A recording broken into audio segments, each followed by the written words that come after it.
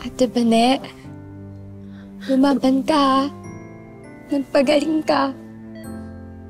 Nandito kaming lahat, oh. Naghihintay kami sa paglabas mo. Bane, marami pa tayong sasalayang beauty pageant, di ba? Ang pinakamaganda sa barangay Palangga, walang iba kundi si Vanessa Bartolome! Let's go, Vane! Go! Let's go! Churwin ako! Churwin ako dito! Saan ako dito? Manok ko to! Manok ko to!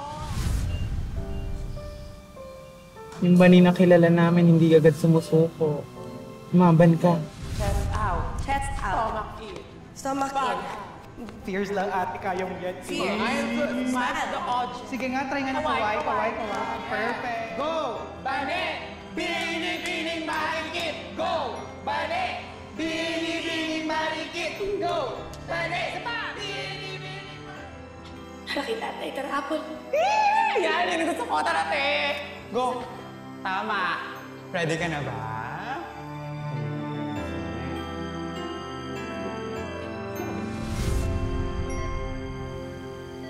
Bani, para na rin kitang anak. Lumaban ka. Lumaban ka para sa ating lahat. Sana makita si Neng.